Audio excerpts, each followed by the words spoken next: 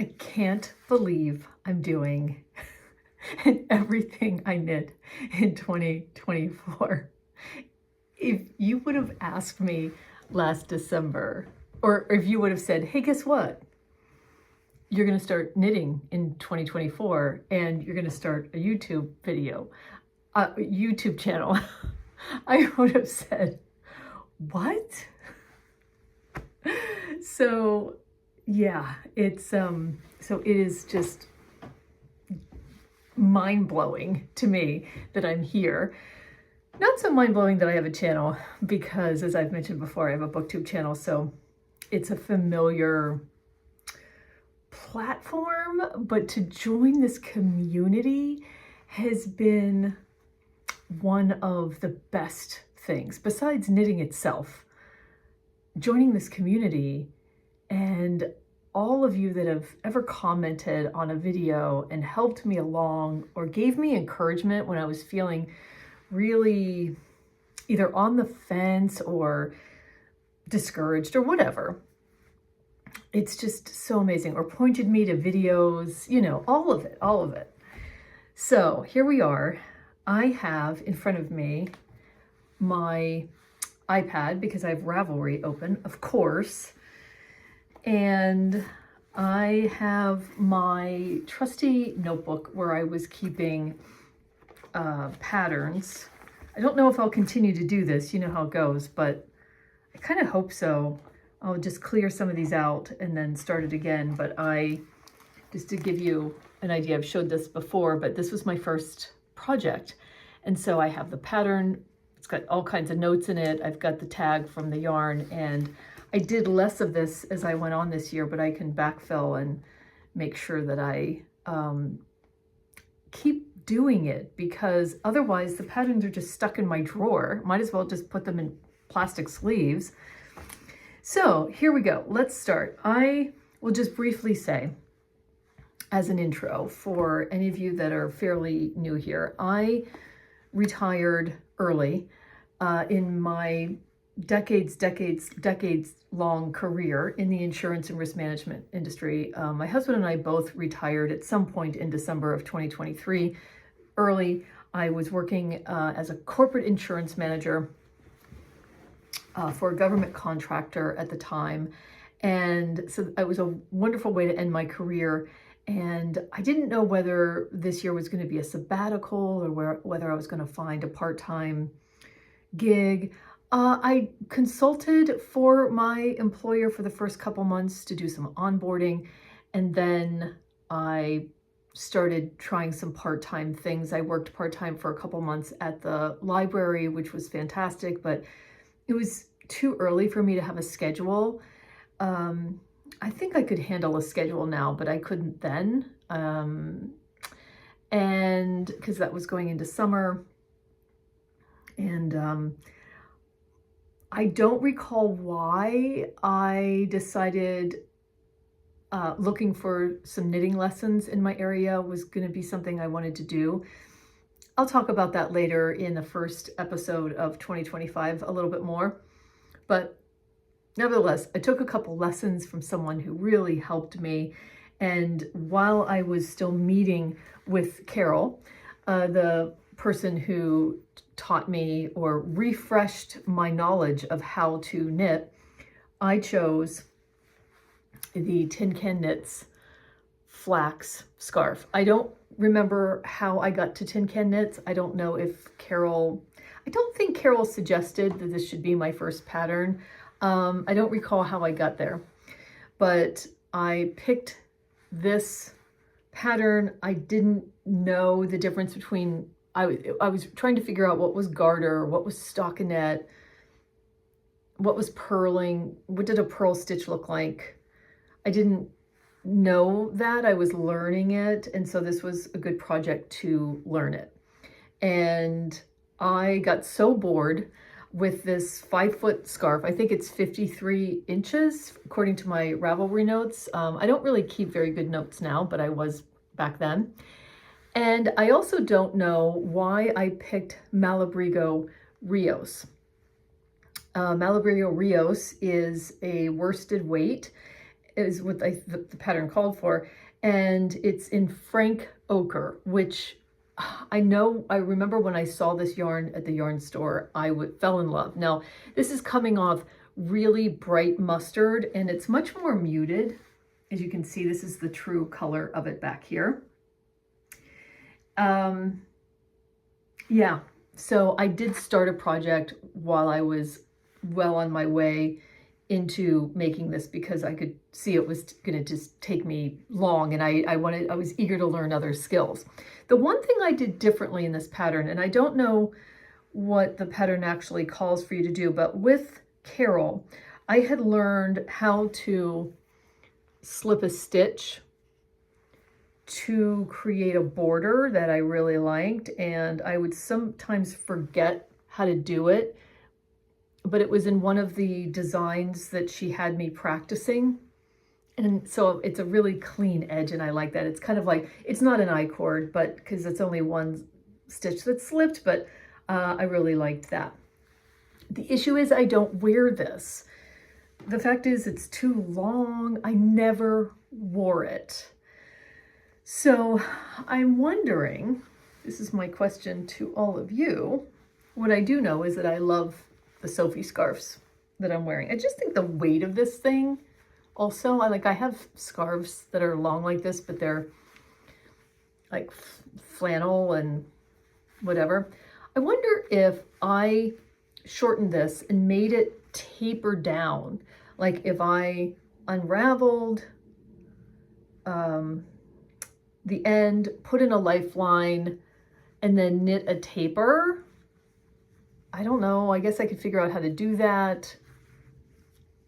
Or if I just unraveled it and made it a Sophie scarf, because I know I would wear it if it was a Sophie type scarf. I don't mean that it's necessarily that pattern, but a Sophie-like scarf, like the one that I'm going to show you that you may know already, that I love. So yeah, I love this color.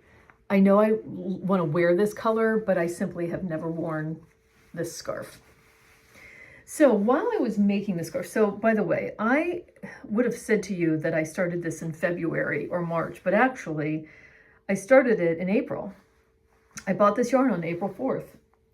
I went to a yarn store and had the pattern and picked it out, used 2 skeins, or almost 2 skeins, and I used a size 9 US. It says I went up a size in needles because of the gauge. I did a gauge swatch for the scarf. And what was I gonna say? Oh yeah, I started on April 4th or 5th, and I ended on like May 26th. So April was my first project. I would have said at least it was March, much earlier. Okay, while I was making that, I was eager to try a garment. So, and again, sorry, I'm going to be looking down because I'm going to be looking at Ravelry and my little book here. Okay. I chose the Ashley Lillis Open Trails Vest. I didn't know, obviously, anything about making garments. Here it is. I used Lion Brand woolies. I'm going to try this on in a second. And I'm sorry, I'm not wearing a microphone because of the trying on and different things. So you may just need to adjust the volume on for this one. I made the second size. I used a size 7 instead of an 8, I guess because of gauge. I don't know. I really, I enjoyed using the woolies. I have no idea why I chose this brown. I don't wear this color. I don't know. Maybe it had something to do with the other colors that were available at Woolies, and this was it. I definitely was interested in using a bargain yarn, but with some wool. I just assumed I would be, and I was, and still am to a certain extent, sensitive to wool. So that's why I chose a vest, because I didn't know if I could wear any kind of wool next to my skin. I don't own any wool sweaters. They're all acrylic. So Let me tuck this in. I have high-waisted pants on just to show you how this turned out. I mean, it's the right size. The thing I would say about this is that I didn't know anything about a stretchier bind off, so these are really tight. I would change that. This doesn't seem to be, I must have changed the bind off here. This is knit bottom up. I didn't know that was any different than how things are knit. And I tried it on, like once I got this done, I tried it on. I was like, okay, yeah, that's good. And I would say this is actually the best fitting thing that I knit this year. In terms of like, I like the amount of ease that I have, which is like half an inch, and yet it's nice and stretchy. Doesn't feel like it's too short. I really like the amount of ribbing that you do on the bottom. And it had a tutorial. Now, I had never picked up stitches. I didn't understand what that meant. I thought, I didn't know you were putting the yarn through and creating a stitch with your ball of yarn. I thought picking up stitches meant you were picking up stitches that were, I don't know. But I watched the tutorial. It wasn't the most clear in the areas that I needed it to be really clear, but I'm just going to chalk that up to being a complete beginner. I don't know. Oh my God, that is so tight. Oh my gosh. Yeah, I've definitely changed that neckline bind off, but look, I had to seam together shoulders, and you do a lot of purling. Yeah, because I can see where I finally joined it, but I don't know, I feel like I want to try one of these again because I would make the same size and I feel like it fit me. And part of the reason, number one, I don't wear this one because of the tightness of it, but I think it's adorable. I like that it's made with woolies. Yeah, this thing will pill, but I think I want to try it again. I mean, obviously there's, you know, looks like my first vest, but it fits. And that's really, really something, isn't it? Because again, as I said, I had some issues later on. So after that, let me refresh. What did I make next? Oh yeah, okay, so it was getting into summer and I wanted to try, I guess, a summer knit, and I made the Purl Soho top-down circular yoke sweater, and I love having this pattern because I'll make this again and you can make it in various arm lengths. I used the K+C cotton from Joann's, and it says it's a 3-weight, so I'm going to say like it's a DK. I recommended needle, which was a 6 and a 5 on the ribbing. I made the second size, and I liked this cotton. This is not a super lightweight shirt, but I had color differences, even though I couldn't see it. And actually, you can't see it as much as you can see it in the camera. I think the sleeves are 2 different sizes, lengths, but barely a difference. But I really liked making these yokes, and I actually think, yeah, I have some Santalina, Purl Soho Santalina summer yarn, and that I'll talk about, and I think that might be what I use to make another one. I haven't ever tried this on over a shirt. Again, there's some tight binding on the bottom because I didn't know yet how to make it stretchy. So that's something that I've learned over the last year. that I'm happy about, because I don't have this like restrictive bind off. I guess I could do that over, right? This looks really obvious. It's not obvious in real life though. Not as obvious. I wore this to the Pittsburgh Creative Arts Fiber Festival in August, and I loved it. I felt pretty confident wearing it. Short sleeved. Again, I think this sleeve is a little bit shorter. I think now I know, like, count the rounds, but it is boxy. I mean, look how boxy. So I made the second size, and I don't think there's any like waisty creases. So I would maybe consider, no. Yeah, I mean, I made the right size for me. So I think I want to make it again. So it was really fun. And I like these patterns where you're getting more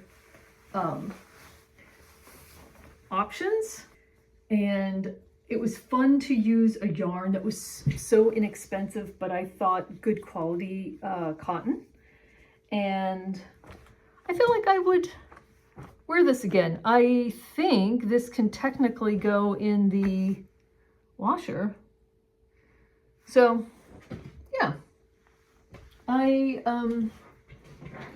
Again, this was the first time that I picked up stitches, and on the top down circular yoke there was none of that, and I thought, oh my god, I don't know if I could ever pick up stitches again, ever. I just don't know if I can do that. I will tell you that I used a crochet hook. I don't know where I got that tip, but I could never do it with a needle. Like, I just couldn't get the yarn to grab the yarn and pull it through. So I used a crochet hook, and I still do. There was only one project I made where I didn't do that, and it was just like pure luck that I got away with pulling it through with the needle, but I'll tell you about that when I get to it. Okay, my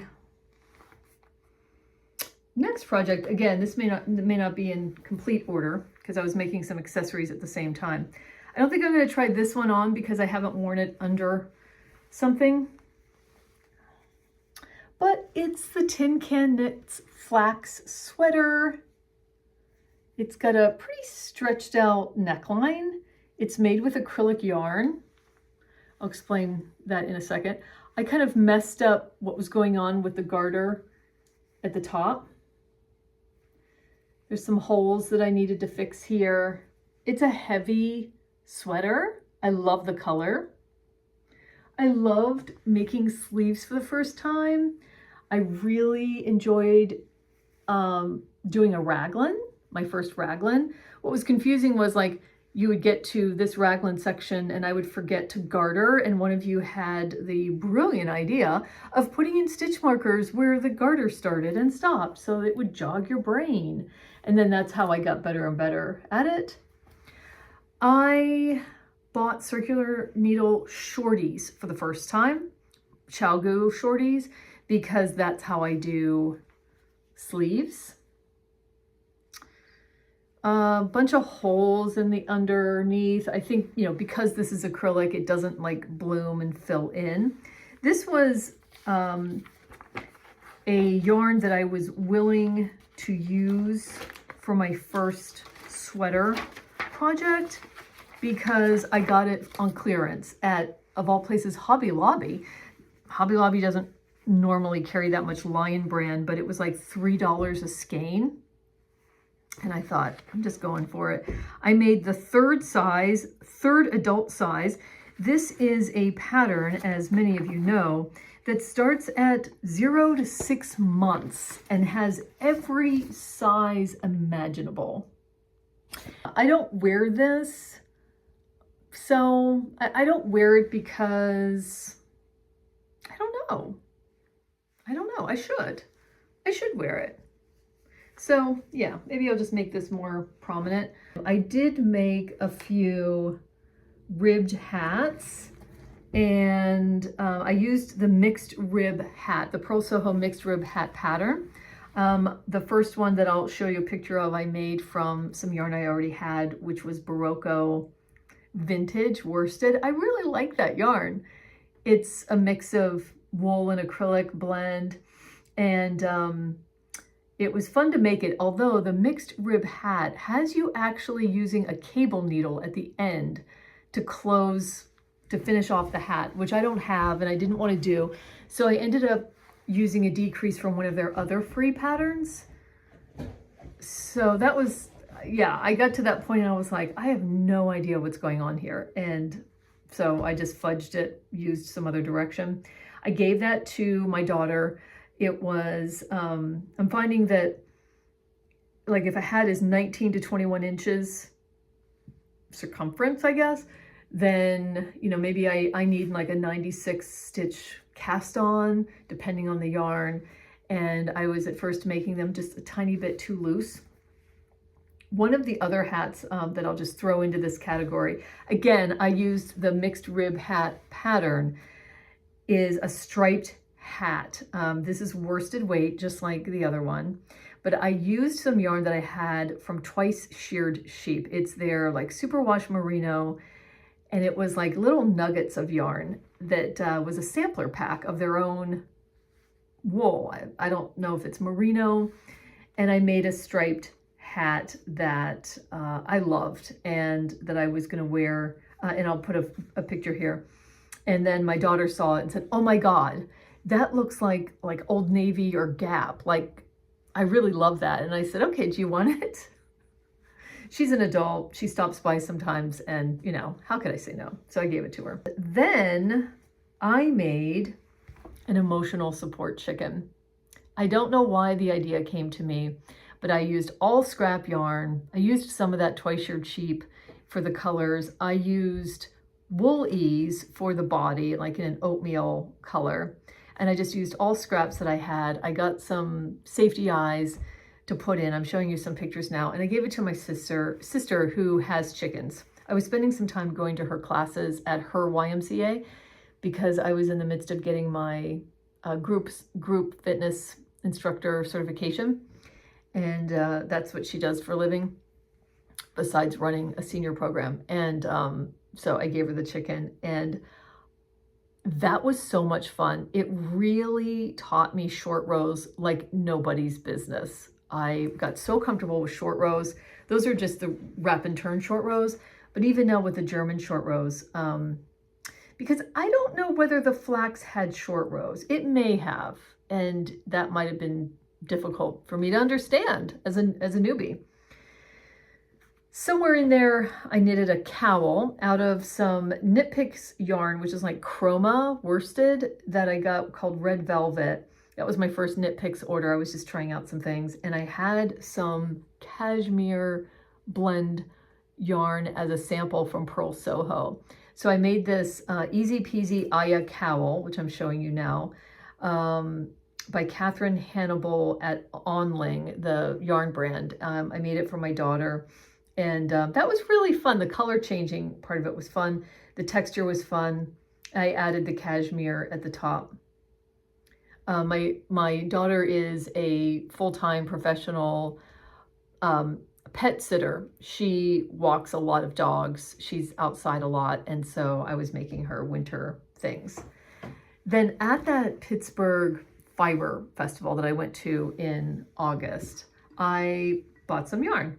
And one of the yarns I bought was this Walcot yarn, and made this vest, which is the Stockholm Slipover. It was my first Petite knit pattern. I loved the Petite knit pattern. Somehow I was able to pick up stitches, you know, not perfection, but somehow I was able to pick up stitches, and like it looks more pronounced here, but you can hardly see it. the way that she has you do it. Like, I loved watching those videos, even though they're not in English, you can see what she's doing. And yeah, I really like this pattern and the way it was written and her style, but this vest is just too boxy for me. And I, for whatever reason, did not do the waist decreases. I think I forgot, and then I was already in it. I was like, oh no. And then because I hadn't done the waist decreases for the other one,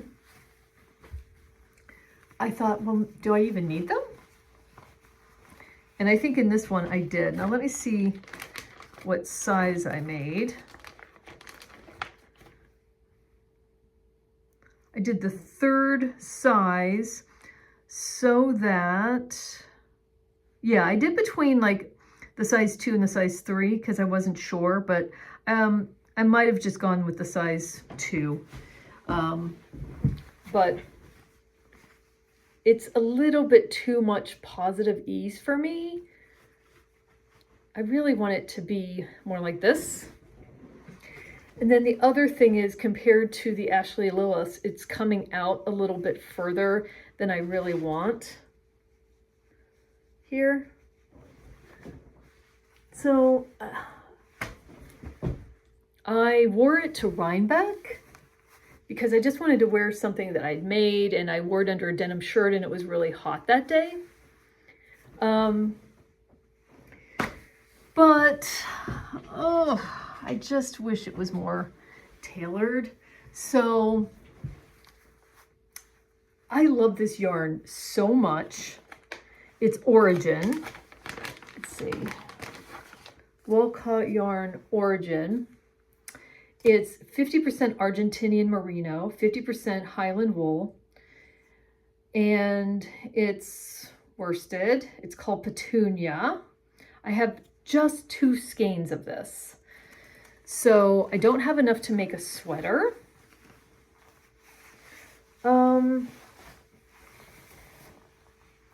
I could reknit it with a smaller size. Use the yarn to make this in the exact same size because I know I love it. So yeah, that could be a choice. And all of these projects are on Ravelry, so I'm not going into very specifics about the patterns or anything. Okay, I'm gonna switch gears here and talk a little bit about socks, because that's just gonna be a category that I show you.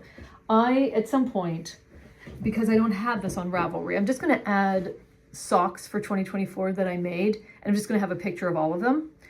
This was my first sock. This was my first sock. I went to that same yarn store that I got the Malabrigo, and I picked up Regia sock yarn. And I saw they have such a great selection of Regia. This is a very like rustic yarn. It has nylon in it though. And I made my first heel. I didn't know what the heck was going on, and I just didn't think I'd ever want to do it again. But I did eventually do it again, and it gets more refined as you go. I was having a lot of trouble with Kitchener, but I think I have found, just in the last sock that I did, I think I commented on a video that I found my preferred Kitchener method. I don't make socks this long again. I actually don't wear my socks in shoes out in public because I wear very tight socks, like for running and so on, and those are the socks I really like, a ton of negative ease, like tight, tight, tight. So I wear them to bed. This is the thing I've discovered this winter time. You can fall asleep a lot better if you're wearing socks. Like, I read a New York Times article on it and thought I would get overheated, but it turns out I don't. Like, if I wake up in the middle of the night and I'm too hot, I take them off. My second pair, I don't have any idea why I thought this was a good idea, but all of this is self-striping Patons yarn. I love Patons sock yarn. I get it at Joann's, lots of different things. This is called Mexicali. And then I have this Knit Picks Heatherly worsted in some kind of confetti. I love this. They're both very plump sock yarns, and I wear these to bed and that thing's coming off and so on. But yeah, it was my first time like joining in another color and just playing around with that is what I did. The other pair are my favorite, and they are my Colorado socks because I bought this skein of yarn when I was in Colorado, and I started those socks while I was there. This is called like Lighthouse, and it's the, I'll put the name of the yarn here, I'm forgetting, but this is around the time I started noticing, I use a size 1 9-inch circular for all of these, and this was at the time I started noticing that 56 cast on was for me. These are a little, I don't know why, but they're a little loose at the heel. Sometimes I do a 2x1 rib, sometimes I do a 1x1. And on this one, I actually tried a circular toe instead of a Kitchener. But oh my God, I love this yarn so much. It was not inexpensive, but it was so worth it, and I have some left. So yeah, by far my favorite. And then just when I thought that was my favorite, this is also one of my favorites. Ignore this thing going on, this ridge. I'll explain that in a second. But this is not the best Kitchener you ever saw. But what I really like is I had like 10 stitches left, and I like a more like rounded, at least 10, maybe 12. And I just like that a whole lot. And what happened was I was on the plane to Santa Fe, and I was knitting the ribbing, and I thought, oh yeah, what's that thing where people like turn it inside out? It looks really neater. And so I turned it inside out, but I think I'd already started the stockinette. And so I don't know, somehow I ended up with some garter stitch, which I'm going to try to repeat on the other one that I'm working on now. This is so squishy. This is the KnitPicks Twill. KnitPicks Twill fingering weight yarn. And it says it's Superwash Merino, machine wash cold, dry flat. I put these in the dryer after the washer. They get nice and they get like small again, and I really like that because I like tight socks. And I do the same with these. These are Superwash, and I just put them in the washer and dryer. Yeah, not weekly because I'm not wearing all of these weekly, but when I feel like it's the right time. I've put this through the washer already because I just wanted to see what it did.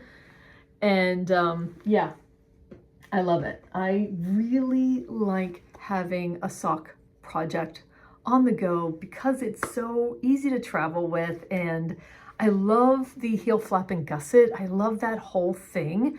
I do pick up the stitches with a crochet hook. I in particular use this one. It's a Susan Bates, and it's a size C2 or 2.75 millimeter. I have a few of these now, and this little guy is like the right size to pick up stitches for me. I do try from time to time to pick them up with the needle, and if I can't do it, then I always have the crochet hook with me. So that is all the socks. I think, again, I'm just going to add this to Ravelry as a bunch. Then scarf. I mean, I'm not going to spend very much time on this because I've talked about this ad nauseum at this point. This is my Sophie scarf made from another souvenir skein of yarn. Actually, my first souvenir skein of yarn, which is Magpie Fibers Swanky sock in Highline. I made this a little longer than a regular Sophie scarf. It is 33 stitches wide at the widest point as per the pattern, but then I just kept going and made that 33 stitch longer than you're supposed to before starting the decrease. This took forever. I didn't necessarily like the knitting experience because it's fingering weight. And as it got longer, it just got like heavier and heavier. And it just felt like it took forever. But the product, yeah, it's super special. So speaking of Sophie scarves, I just made another one for my daughter. I had some La Biena May DK weight yarn that I'd gotten at that Pittsburgh festival in, I think it's Merino DK, and it's this yarn called Soho colorway. Oh, just beautiful. And I made a cowl out of it that I wasn't wearing. So Sarah saw this and I said, I'm not wearing this cowl. I'm going to frog it. Maybe, and she saw my Sophie scarf. Could I make you a Sophie scarf? So I did. And I held it with this alpaca lace. I don't recall what color it is. It's just this beautiful icy blue. I had gotten this for another project, but you know, was delighted to make the scarf. She actually wanted me to marl it with this color at the tips because it's also fingering weight. So I did. Actually, I held it double with this, or not with this, but with itself. And so it all turned out, but I used this, and it was my first time holding anything together. And so that was really fun. I love this alpaca. It's not prickly to me. I have felt a lot of mohairs, and mohairs that I have tried, not very many, are prickly. So I'm still at the stage of discovering things that are not $30 a skein necessarily, although at some point maybe I'll indulge in that. But this is $12.50 for a 25-gram ball. And yeah, it just goes a long way. So I really had fun doing that. All right, talking about a couple more accessories. I had gotten this ReneePgh yarn. You can't tell that it is color changing, but you can a little bit. It's called Go-Go Boots. It was on super sale, during their super sale, and it's called Chroma Twisted Bulky Weight Go-Go Boots. It's probably superwash, yeah, 70% superwash and some nylon.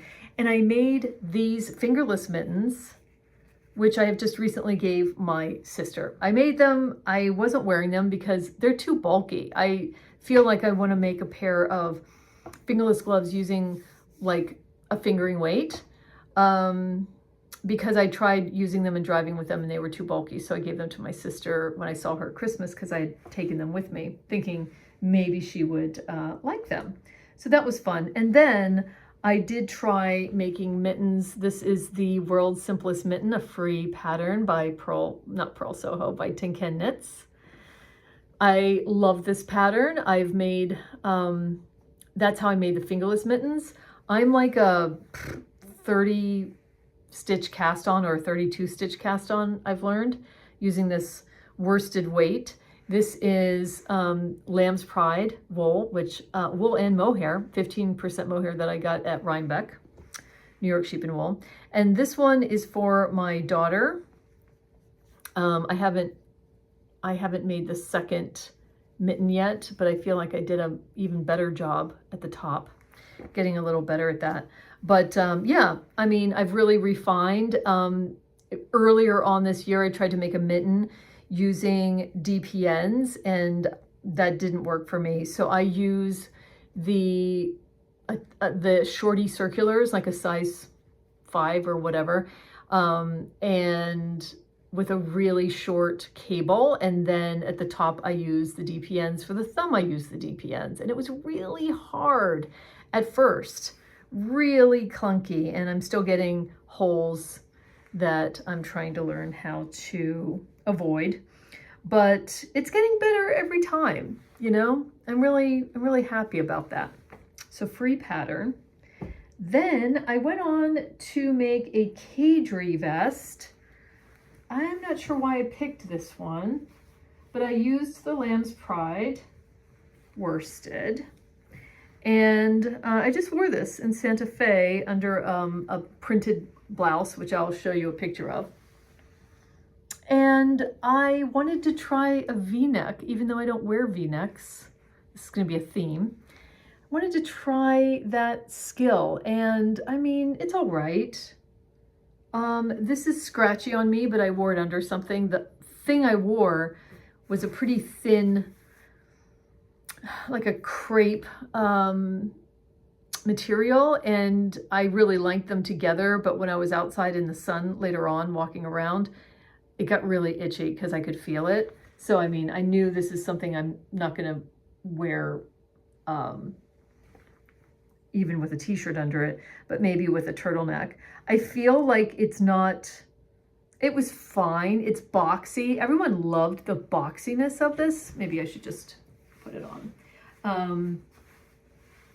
So it was good. I liked practicing a V-neck. I probably won't make a V-neck again, but I liked learning it. I think if I don't know, the instructions were a little confusing to me, but that's because, you know, I'm a beginner.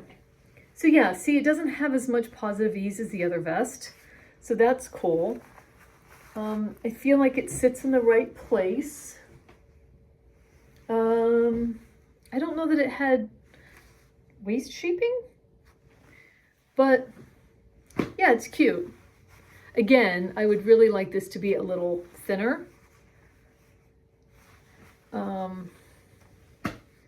But yeah, I got more confident wearing it at the retreat than I was before. So that was a good experience. Oh my goodness. Okay.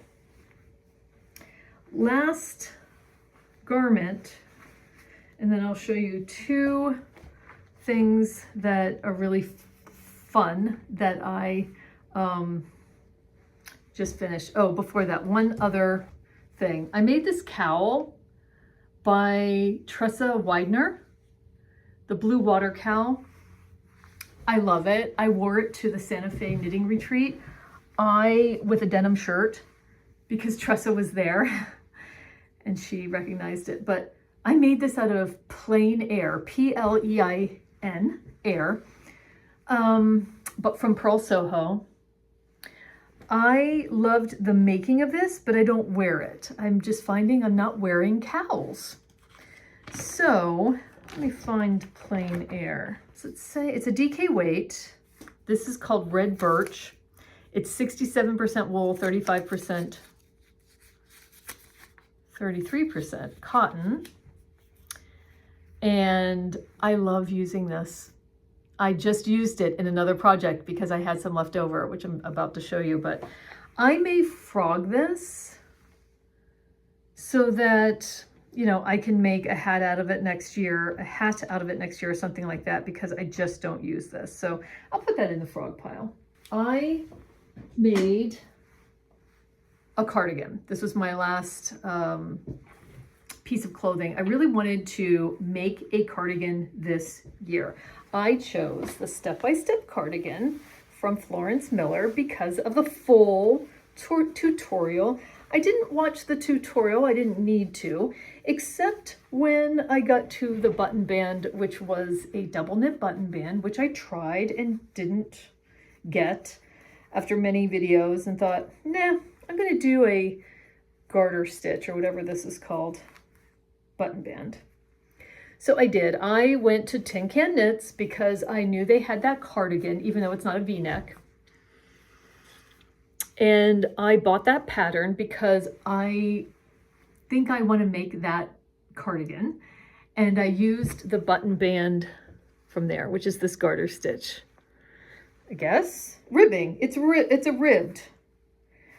I got the buttons from a local yarn shop. These are Katrinkles. They're bamboo. And what size did I make? Let's see. I don't wear V-neck cardigans, but I really wanted to follow the step-by-step in case I needed the tutorial. I don't say what I used, but I think it turned out really nice. I think I would probably like this to come in a little bit more, but it fits. The sleeves aren't too long.